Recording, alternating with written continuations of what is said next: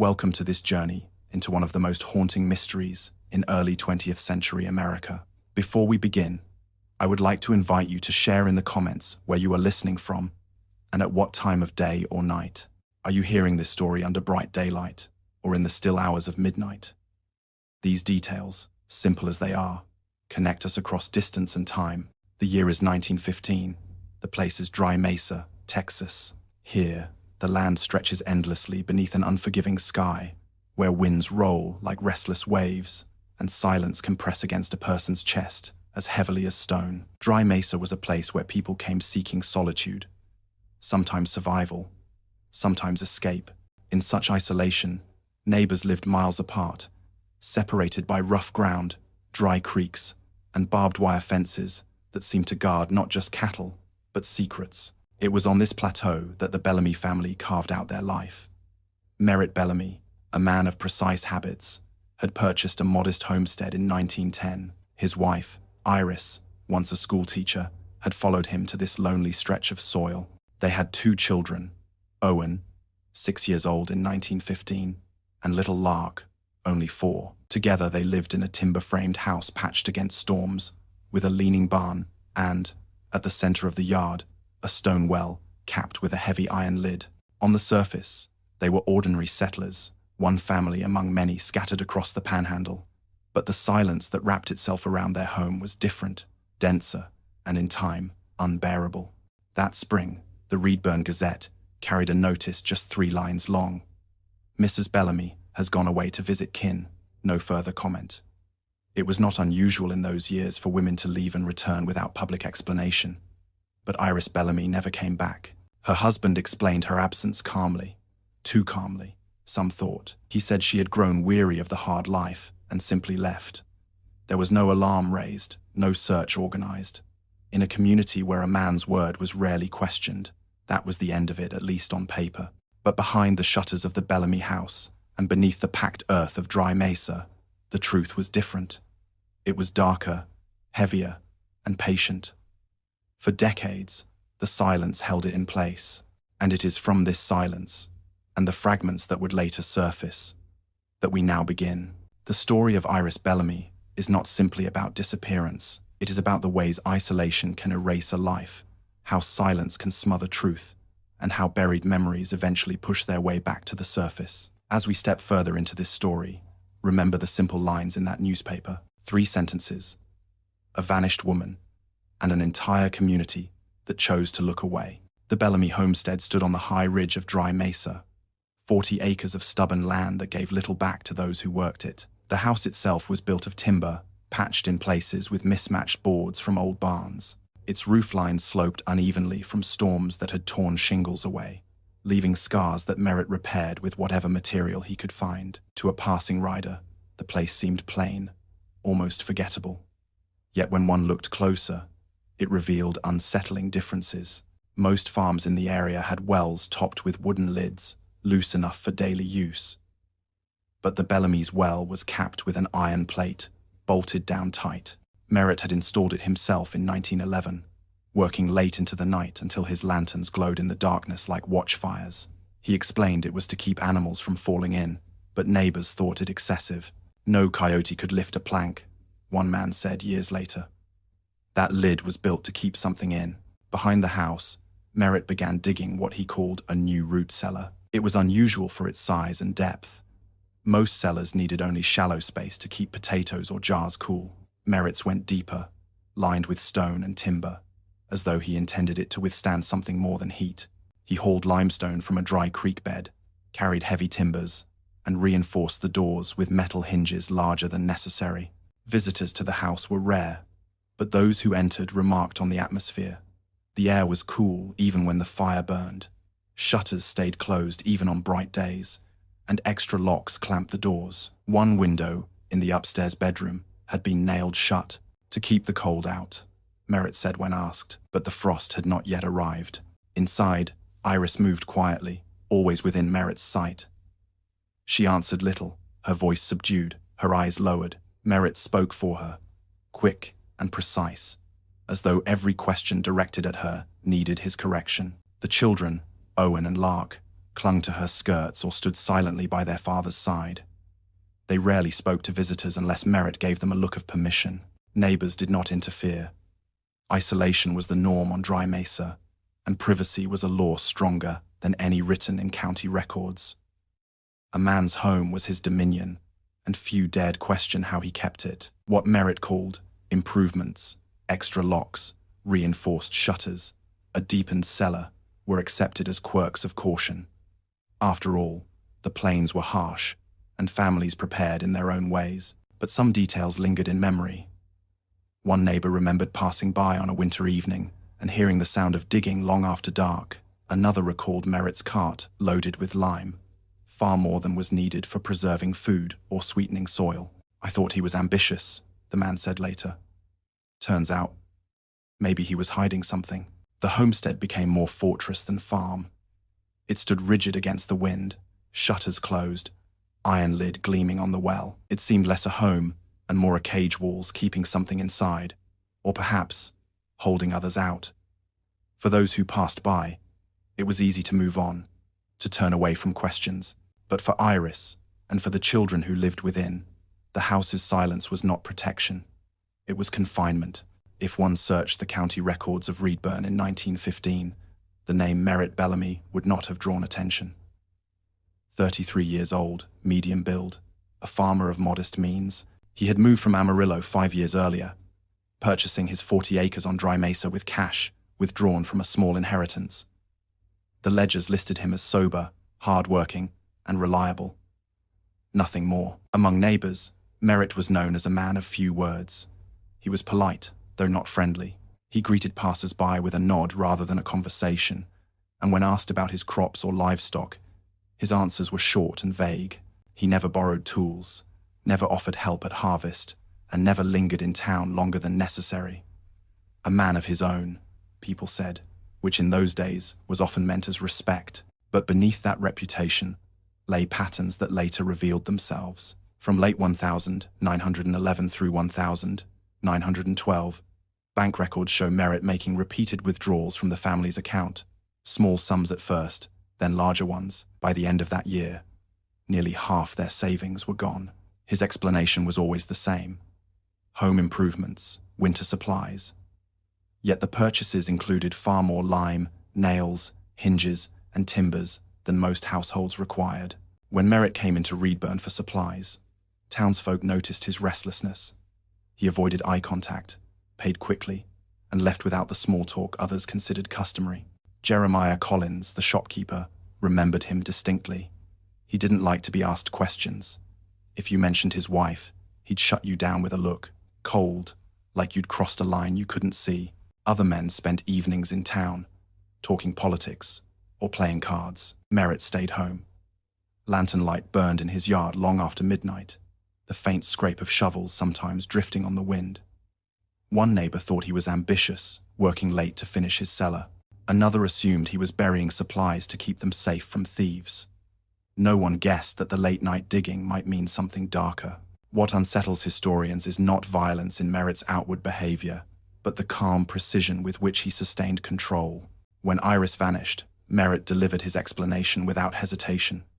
She left. She was weary of this life. He did not stammer, did not grieve openly, did not seem unsure. His certainty itself made his story plausible. In a culture where men's words defined the boundaries of truth, his composure was more convincing than evidence ever could be. Yet fragments of his inner life slipped through. Martha Jenkins, the widow he later hired for housework, described how Merritt would sit up through the night, muttering about keeping watch and maintaining the barriers. He spoke of threats, though he never named them.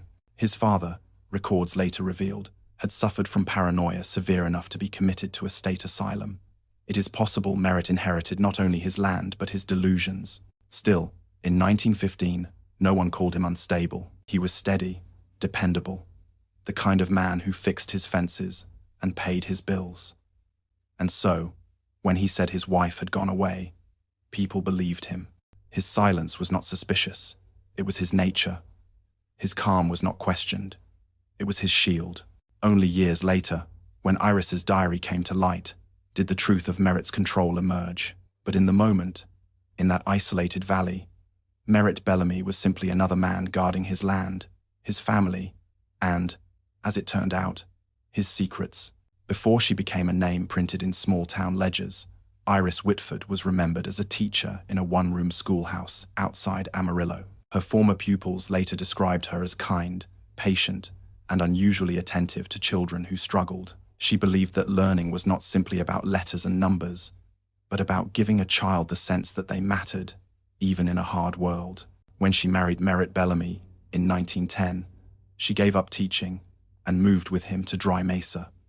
Letters to her sister Catherine, in the first year of marriage, were warm. She wrote of planting a garden, of Owen learning to walk, of the beauty of the mesa when storms rolled across its vast sky. But by 1912, those letters began to change. At first, the change was subtle, shorter sentences, fewer details. By 1913, entire months passed, with no letter at all. When she did write, her tone was guarded, as if someone else might read over her shoulder. She mentioned the children briefly but said nothing of herself. One note read only, "The winters are long, the days are quiet, we manage." Catherine noticed and worried, but distance and silence were heavy barriers. Neighbors rarely saw Iris. Unlike other women who attended church in Reedburn or traded goods in town, she seemed bound to the homestead. When she was glimpsed in the yard, she moved quickly, her face pale, her gaze lowered. Those who managed a word with her found her polite but withdrawn, often glancing toward the house as though under watch. The last person outside her family to spend time with her was Harriet Bowman. A midwife called to the Bellamy home in November 1911. Harriet later gave a statement to the sheriff in which she described Iris as nervous, pale, but not ill. What unsettled Harriet was Merritt's presence. He remained in the room the entire time, answering for Iris whenever she was addressed. When Harriet suggested that Iris see a doctor in town, Merritt refused, saying, "We cannot afford that. She needs only rest." Iris, silent, lowered her eyes and folded her hands tightly in her lap. Harriet recalled that the house itself felt unnaturally cold despite the fire. Locks were fastened on every door. The air carried a stillness that pressed down on her as she tried to speak to the young woman. It was as though the house itself held its breath, Harriet later said. She left unsettled, but in a community where privacy was. If the silence of the Bellamy home weighed heavily on Iris, it was even more apparent in her children. Owen, just 6 in 1915, and Lark, only 4, carried in their small gestures the unspoken truth that adults refused to see. Neighbors who occasionally glimpsed them on the road recalled that Owen clung closely to his father, watchful and restrained. He rarely spoke first, and when he did, it was in short sentences, as though measuring each word against Merritt's unspoken rules. Lark, still small enough to hide behind skirts, often did just that, pressing herself into her mother's side whenever strangers appeared. To outsiders, such shyness seemed ordinary. To those who would later study the case, it was an early signal of fear. Inside the house, their voices were muted. Martha Jenkins, the widow who later worked there, remembered Owen lowering his eyes whenever Merritt entered a room.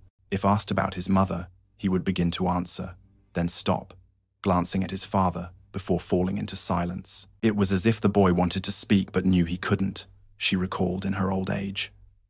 Like a rope was tied around his words. "I fang." Lark expressed herself differently. She rarely spoke, but she drew endlessly, on scraps of paper or in the dirt outside the house. Her drawings were not of the sun or animals like other children's, but of figures underground, crude shapes of a woman beneath a line of soil, with flowers or crosses above. Once, on a torn scrap, she wrote in uneven letters, "Mama, sleeping." At the time, these sketches were dismissed as imagination. Teachers and neighbors assumed she was confused by her mother's absence, creating childish fantasies of where she might be. But decades later, when the drawings resurfaced, psychologists recognized them as the language of trauma. A child too young to speak truth directly had translated it into symbols. The schoolhouse records from Reedburn added further evidence. In 1916, when Owen began attending, his teacher Abigail Thornton described him as withdrawn, prone to long silences, sometimes whispering of noises at night. When she pressed him, he turned away. His younger sister, attending later, brought with her the same drawings she had made at home. Both children carried their mother's absence like a weight that bent their shoulders and tightened their throats. And though the community saw only quiet children in a quiet house, the signs were there.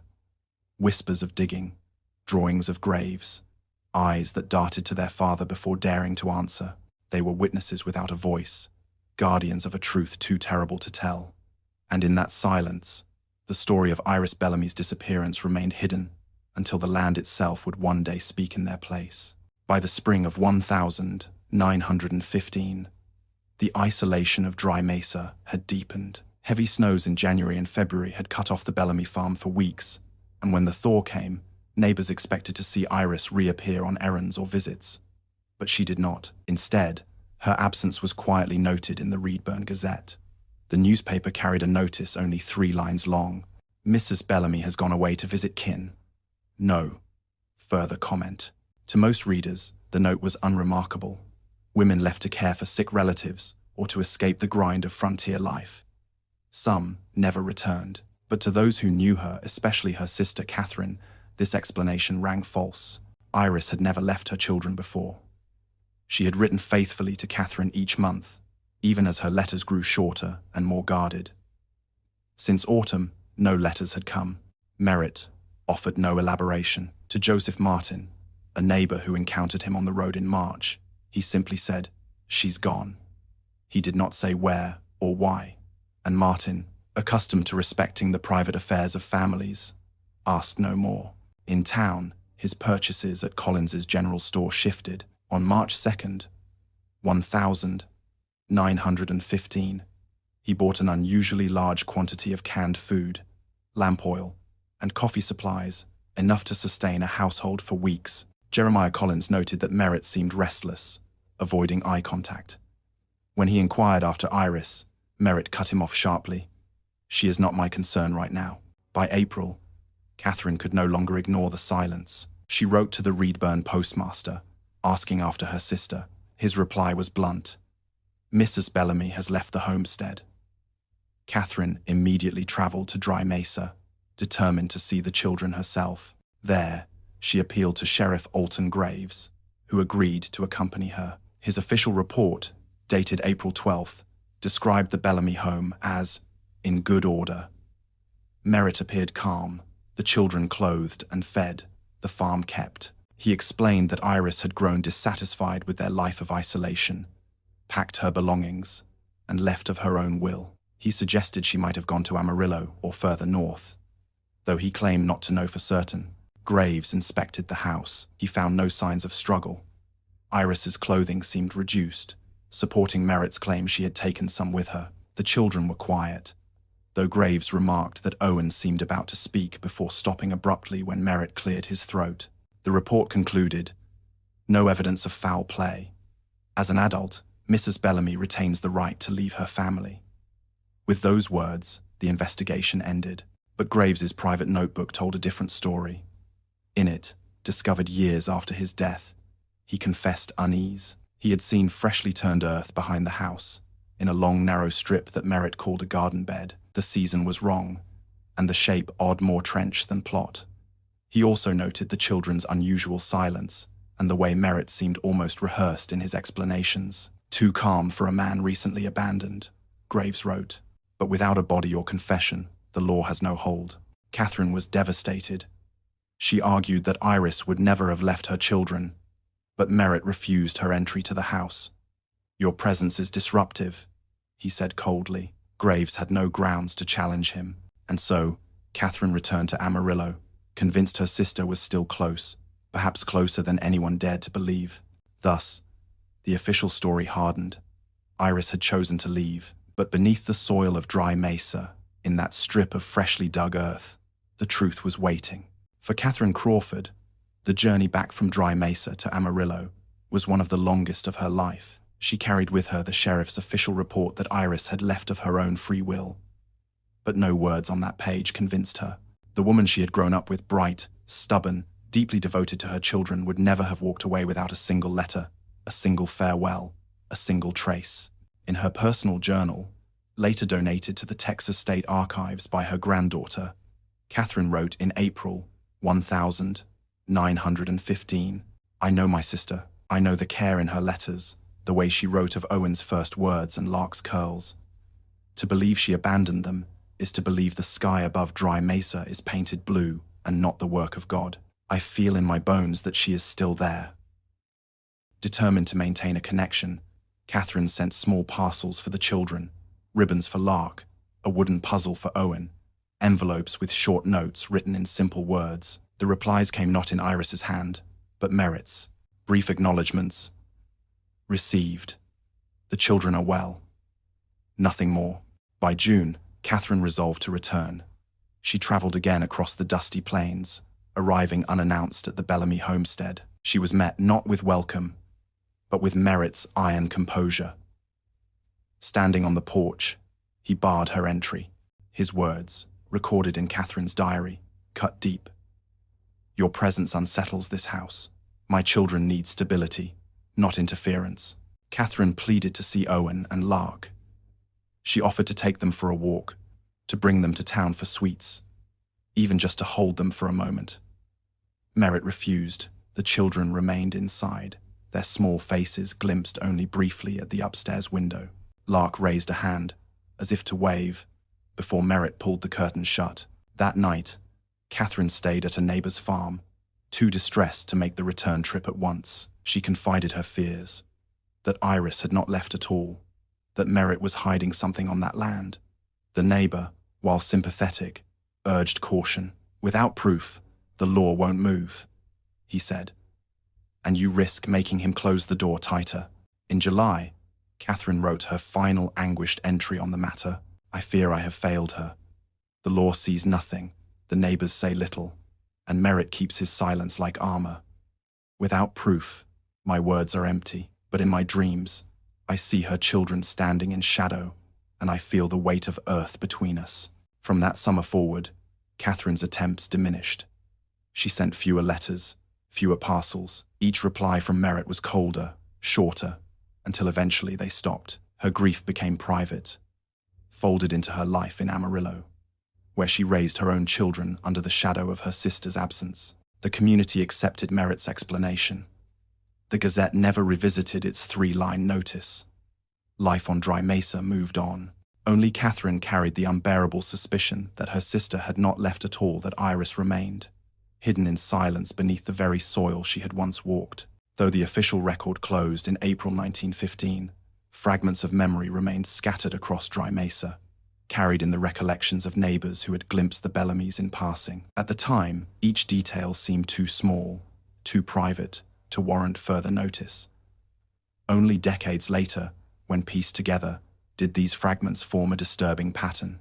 Joseph Martin, whose farm lay 2 ridges east of the Bellamys, remembered a March evening when he passed the property on his mule. He heard the unmistakable sound of a shovel striking earth. The rhythm was steady, deliberate, and it carried into the still night air. When Martin called out a greeting, no one replied. Instead, the digging ceased abruptly, leaving only silence. "I figured he was working late," Martin told a researcher years later, "but I thought it strange, digging after sundown when the ground was still half frozen." Another neighbor, Clara Jensen, recalled Merritt's unusual purchase at the hardware store. Several sacks of quicklime, more than a farmer could reasonably use for soil. When her father asked what he planned to do with it, Merritt replied curtly, "To keep the cellar dry." The explanation was accepted, though it lingered in Clara's memory as odd. "You don't need that much lime for dampness," she remarked decades later. It was as if he wanted to be sure of something. Then there was Martha Jenkins, the widow who came to help with chores after Iris's disappearance. She was one of the few allowed inside the Bellamy home. Her testimony, recorded years later, described a household governed by unspoken rules. She was forbidden to open certain doors, never permitted near the root cellar, and warned sternly to keep the children from wandering too far. Once, when young Lark toddled toward the back of the house, Merritt grabbed her arm so roughly that she cried out. He apologized afterward, claiming there were tools too dangerous for children. But the severity of his reaction unsettled Martha deeply. She also recalled Merritt's nocturnal habits. Often, She would arrive at dawn to find him still awake, sitting at the kitchen table with his lantern dimmed, muttering about keeping watch. He never explained what threat he feared, only that the house must remain secure. Martha admitted she pitied him at first, thinking the strain of raising children alone had frayed his nerves. Yet over time, she grew uneasy. There was something in his eyes, she said, like he was guarding more than his farm. Even the children's behavior was noted by outsiders. Their schoolteacher, Abigail Thornton, wrote in her diary of Owen's withdrawn silences and Lark's unsettling drawings. In October 1916, when a visiting woman asked Mary Lark by another name where her mother was, the little girl became hysterical, sobbing uncontrollably, until Merritt arrived to remove both children from school for nearly 2 weeks.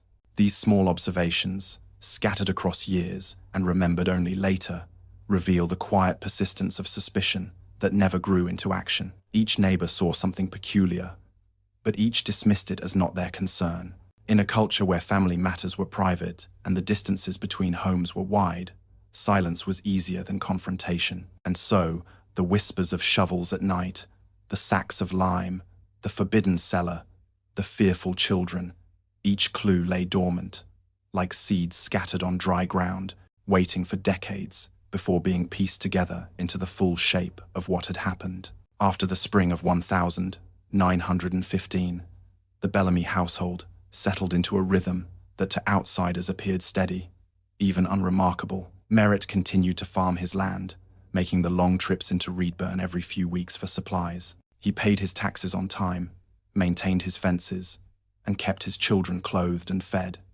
From the perspective of county records, he was the very image of a reliable homesteader, but beneath this ordinary surface, unease lingered. Those who encountered the Bellamy children at the one-room schoolhouse spoke of their unusual quiet. Owen, now 7, sat in the back of the classroom, often staring at the floor rather than his lessons. His teacher, Abigail Thornton, recorded in her diary that he sometimes appeared not to hear her voice at all, as if caught in some inner silence. On one occasion, she found him whispering at his desk, repeating the words, "She's still here. She's still here." When asked to explain, he shook his head violently and would not speak again for the rest of the day. Lark, younger but more expressive, carried her unsettling imagery into school. She filled the margins of her copybooks with drawings of figures underground, flowers growing above them, and crude shapes that resembled shovels. Other children teased her for it, but she never stopped. Thornton collected some of these scraps, perhaps sensing their significance, though she would not reveal them until decades later. At home, Merritt's routines grew stranger. Martha Jenkins, still occasionally employed to help with housework, recalled that certain areas of the property remained strictly off-limits. "He locked the root cellar tight," she said. "Never once did I see inside." The well, too, remained capped with its heavy iron lid. The bolts never loosened. Merritt insisted it was for safety, but the sight of it gave her chills. Merritt himself showed signs of strain. Though his public face remained composed, Jenkins sometimes arrived in the mornings to find him gaunt and sleepless, sitting at the kitchen table with his lantern burned low. He'd mutter to himself, she said, things about keeping watch, about barriers, about keeping them out, but he never said who they were. Neighbors occasionally spotted him pacing the edges of his land at night, lanterns swinging, as though guarding against intruders no one else could see. Joseph Martin recalled waking to the glow of Merritt's light, moving back and forth across the ridge, like a soldier on patrol. Yet despite these signs, Merritt's outward life remained intact. He attended county fairs with the children, sold small amounts of produce, and kept his place in the quiet economy of Dry Mesa. For every odd behavior noted, there was always an explanation close enough to ordinary that others could accept it. To those beyond the family, the story remained simple. Iris had left. Merritt endured. The children grew, though strange, and the farm went on. But behind the facade, silence thickened. The children's guarded eyes, the drawings tucked into desks, the sleepless pacing of a father each hinted at a truth unspoken. And though the land remained quiet, the weight of what lay beneath pressed heavier with each passing year. By the spring of 1917, whispers had begun to circle more persistently around the Bellamy farm. At the Reedburn schoolhouse, Abigail Thornton, increasingly alarmed by the children's withdrawn behavior, finally brought her concerns to the county superintendent. She noted Owen's long silences, his whispered repetitions about someone still being here, and Lark's drawings that showed burial scenes with frightening consistency. Thornton feared the children were living in an environment unsafe for their development. The superintendent, cautious but dutiful, sent a letter to Merritt requesting a meeting. The letter was delivered on April 2nd. On April 3rd, Merritt listed his property for sale.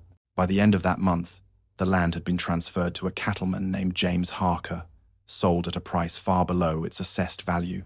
The speed of the transaction astonished neighbors.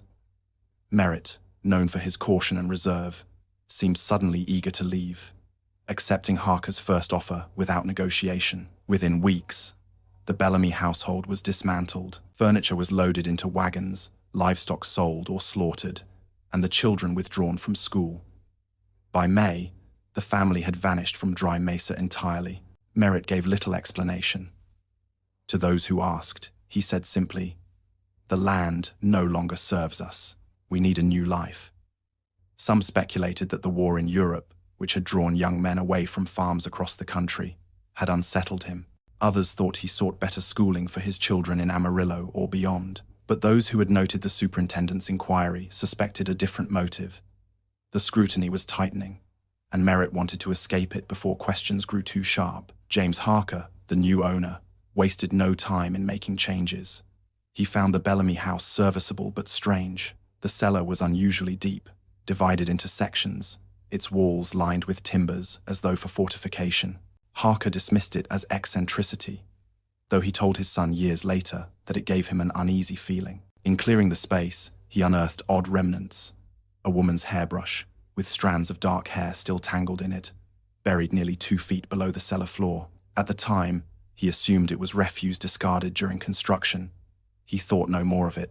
Meanwhile, Merritt and his children reappeared in the city records of Amarillo by late 1917. He found work as a night watchman at a warehouse, a position that suited his solitary disposition.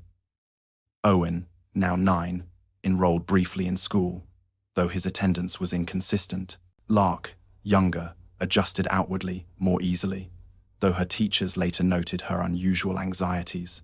To the city, the Bellamys were simply another family relocating from the struggling farms of the Panhandle. To Dry Mesa, they became a memory, one more household that had come and gone, leaving only whispers in their wake. Yet for Catherine, Iris's sister, their disappearance from the homestead was another wound. She no longer had even a place to visit, no chance to glimpse the children at the window. The land itself, which she believed held her sister's body, was now in other hands. "He has buried her twice," she wrote bitterly in her journal, "once in the earth, and again in the sale of that farm." The departure might have closed the story forever, had it not been for what the land would later reveal. But in 1917, all that remained in Dry Mesa were shuttered windows, bolted doors, and the echo of shovels in the night, fading into silence as the Bellamys vanished into the city. By the middle of the 20th century, the Bellamy homestead on Dry Mesa had become little more than a ruin. After Merritt's hurried departure in 1917 and the Harker family's sale during the Depression, the property passed through several hands. No one stayed long. The soil was stubborn, the buildings aged poorly, and newer farms prospered closer to town. By 1950, the old house stood nearly abandoned. Its roof sagged, windows shattered by storms. Weeds grew up through the porch, and the barn leaned as though caught mid-collapse. Local teenagers claimed the place was haunted. They told stories of hearing a woman crying on windless nights, or of seeing faint lantern light move behind broken shutters. The tales spread in Reedburn as dares. Go up to the Bellamy place after dark, and see if you can hear her voice. To adults, these were dismissed as superstitions, the ordinary law that gathers around abandoned homes. Yet some recalled faint echoes of the past: the quiet family, the vanished wife, the sudden sale. The story of Iris Bellamy had faded, but it had not disappeared. In 1952, the land was purchased by Walter and Ruth Simmons, a couple from Dallas who dreamed of establishing a hunting lodge in the Mesa country. They began clearing brush and repairing the old house, determined to turn ruin into refuge. It was during this work that they stumbled upon something extraordinary. Behind the house, While dismantling what remained of the root cellar, Ruth noticed a gap in the collapsed limestone wall. Wedged between two stones was a small, leather-bound book, water-damaged but still intact. Its pages, though stuck together in places, bore the delicate handwriting of a woman. On the inside, cover was written, Iris Bellamy, 1910. Ruth later described her first impression. The writing began neat, almost schoolteacher-like. But as the pages went on, the letters grew erratic, hurried, like someone writing with shaking hands. The Simmonses brought the diary to the attention of the Reedburn sheriff, William Masterson, who immediately recognized its significance. In passages still legible, Iris described her growing fear of Merritt's behavior, his insistence on locking windows, his late-night digging, his refusal to let her leave the property. One chilling entry from January 1915 read, Owen told me this morning that his father said we would all sleep below when the time came. I do not know what he means. At night, I hear him working, the scrape of shovel against earth. He calls it a sanctuary, but I feel it is a tomb. Another entry, dated February, was shorter still. He has found these pages. His rage was terrible. The children are locked in their room. Tonight, I hear him digging again. The diary was enough to reopen the long-dormant case. Sheriff Masterson ordered an excavation of the root cellar site. On June 19, 1952, beneath layers of limestone and earth, investigators uncovered human remains. The body, later identified through dental records as Iris Bellamy, lay face down in a shallow grave. Her wrists had been bound with rusted wire. Evidence suggested blunt force trauma to the skull. The discovery shocked Reedburn. For nearly 40 years, Iris had been spoken of as a woman who abandoned her family.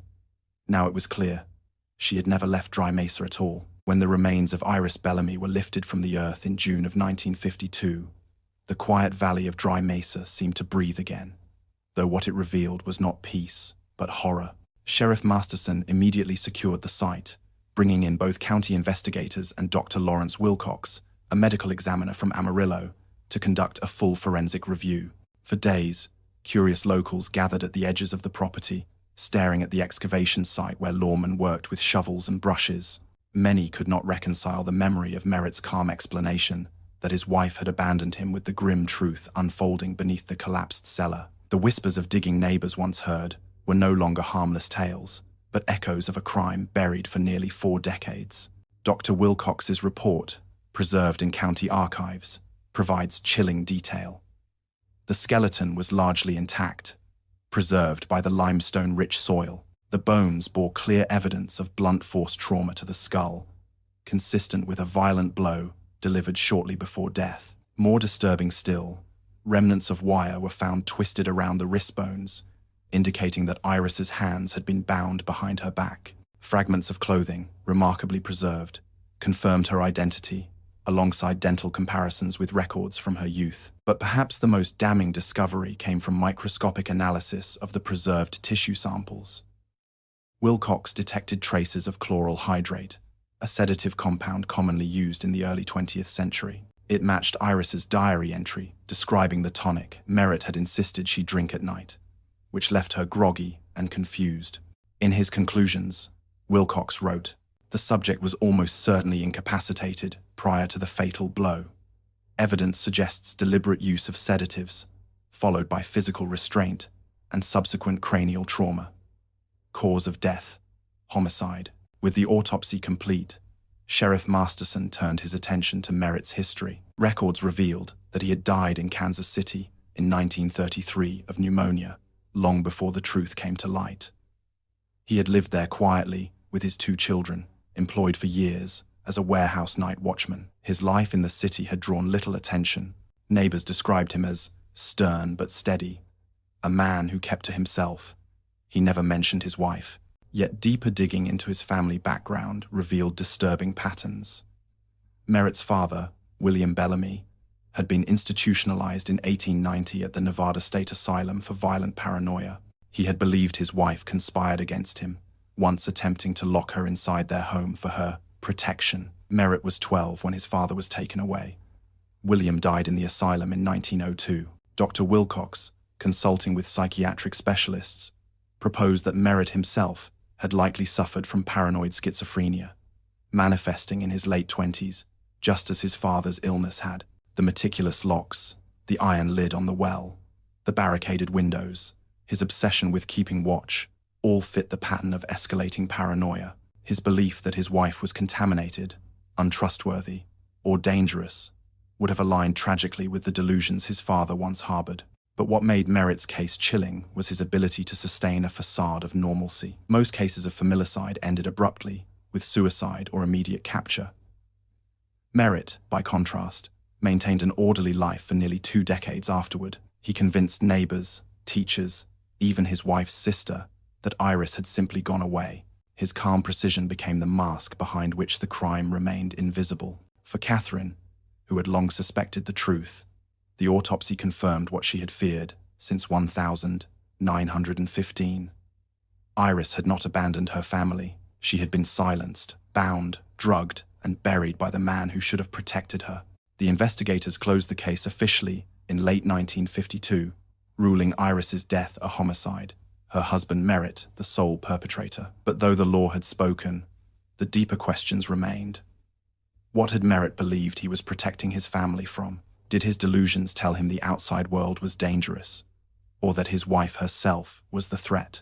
And what scars had this left on the children, forced to grow up under the shadow of a father who buried both their mother and the truth? The answers, as the sheriff would soon learn, could be found not in the cellar, but in the fractured memories of those children now grown, carrying their mother's ghost in silence. When the investigators in 1952 traced the Bellamy family's history after Merritt's death, they found 2 lives shaped and scarred by the silence of Dry Mesa. Owen, the eldest, had grown into a reserved, withdrawn young man.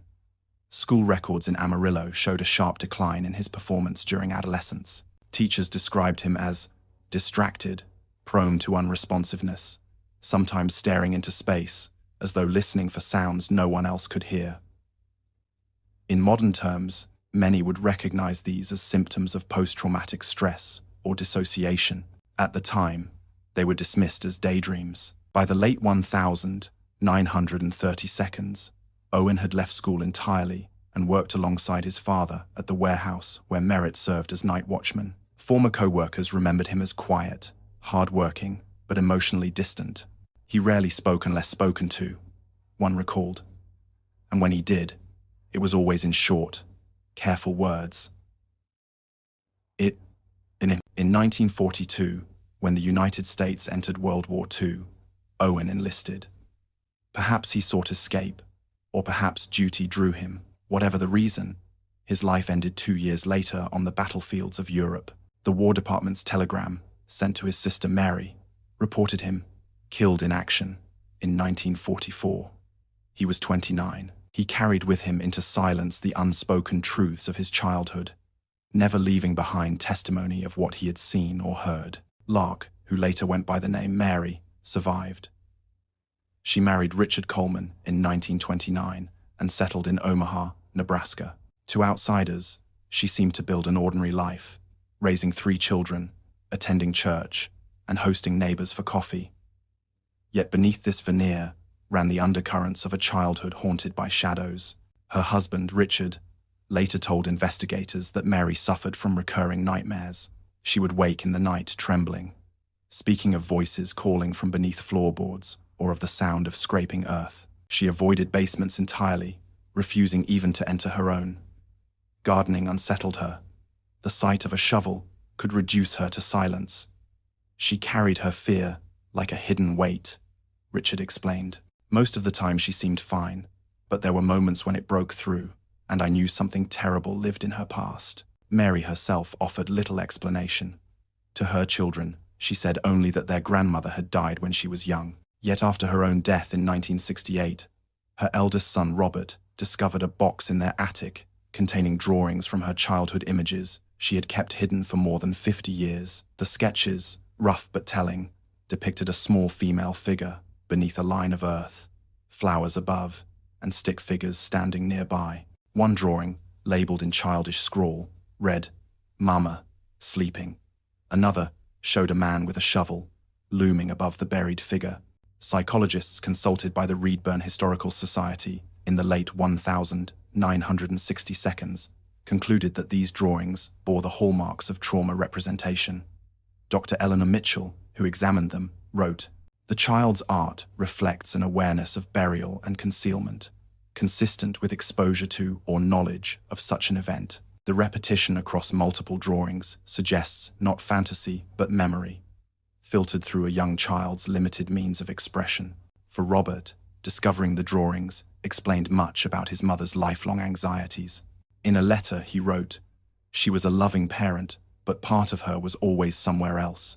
I think now that place was Dry Mesa, that valley she never spoke of, but that lived inside her every day of her life." Thus, the legacy of Merritt's act extended far beyond the crime itself.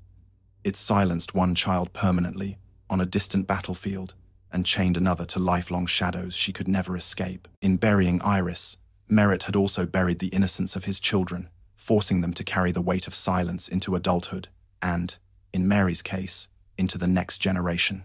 In the years following the 1952 rediscovery of Iris Bellamy's fate, the case became more than a tragic story of one family. It entered the realm of academic study, cited by criminologists, psychologists, and historians as an example of how isolation and silence can conceal violence for decades.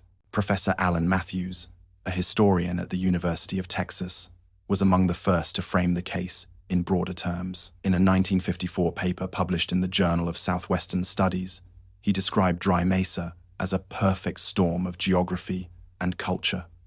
The homestead sat in a hollow valley, sheltered by ridges that muffled sound and blocked sight. Even at midday, shadows lingered.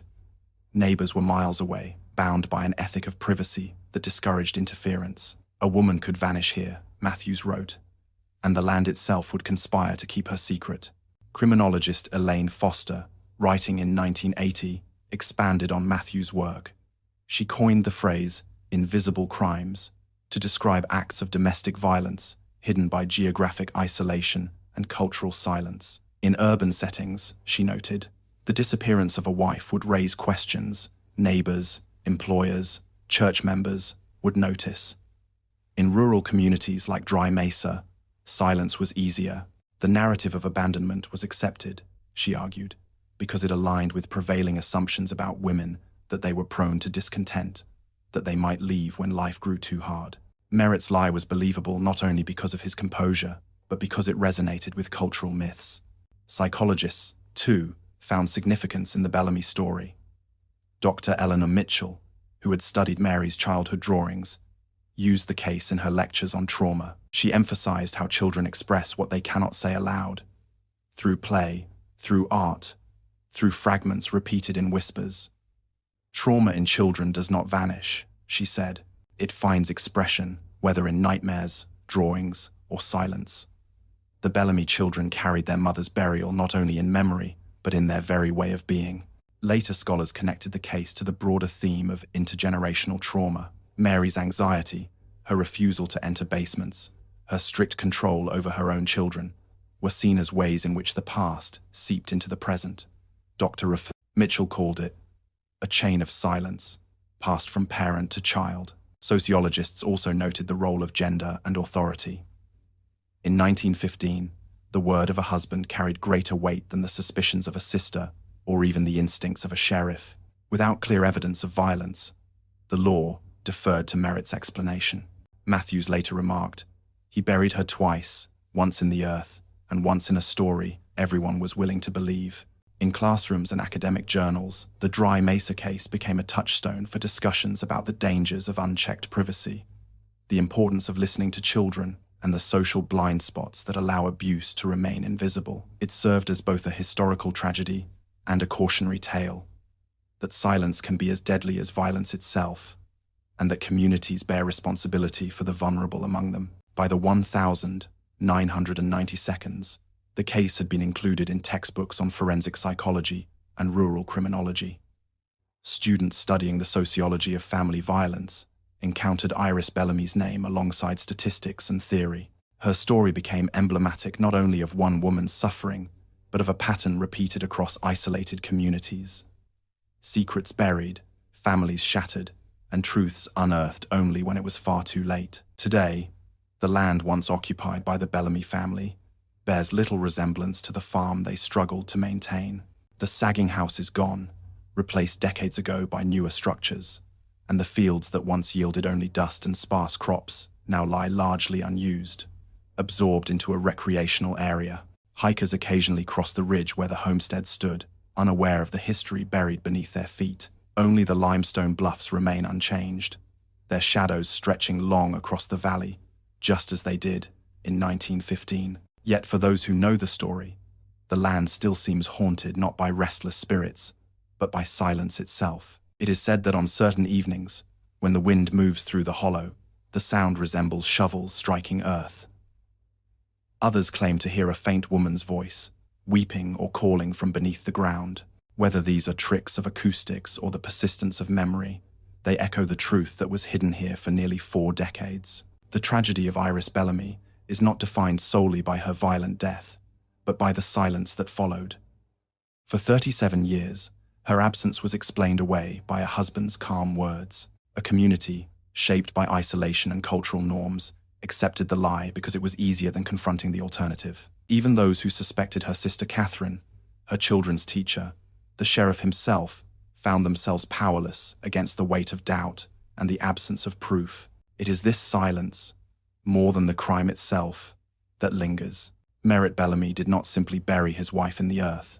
He buried her in a narrative that erased her presence, that forced her children into complicity, and that left her sister grieving in helpless uncertainty. The cost was not only Iris's life, but the innocence of Owen and Lark, and the peace of generations that followed. For psychologists, criminologists, and historians, the case stands as a reminder of the dangers of unchecked privacy and isolation. It illustrates how easily violence can hide behind closed shutters and bolted doors, and how communities, by choosing not to intervene, may unwittingly become accomplices in silence. But beyond the academic lessons lies something more human, the enduring need to speak for those who cannot. Iris's diary, discovered by chance in the rubble of a collapsed cellar, became her voice across time. Her last entries, fragmented, fearful, urgent, ensured that she was no longer dismissed as a woman who abandoned her family. They restored her truth, though decades too late. Today, visitors to the Reedburn Historical Society may view a small exhibit containing copies of her diary pages, photographs of the excavation, and the worn hairbrush unearthed by James Harker years before. It is not a grand display, but a quiet one, befitting a story defined by silence. A plaque reads simply, "In memory of Iris Crawford Bellamy, 1883, 1915, buried, but not forgotten." And perhaps that is the true meaning of this case, that even when silence endures for years, truth has a way of surfacing. Soil shifts, diaries survive, children's drawings speak louder than words. Secrets may remain hidden for a time, but not forever. As we leave Dry Mesa, imagine the long valley at dusk, the wind whispering through the grass, the shadows of the limestone bluffs stretching like watchmen across the land. If you listen closely, you may hear what the sheriff once heard, what the neighbors once dismissed, and what Iris herself recorded in her final entry: the sound of digging in the night. Not ghosts, not superstition, but the echo of a buried truth insisting, even decades later, on being heard.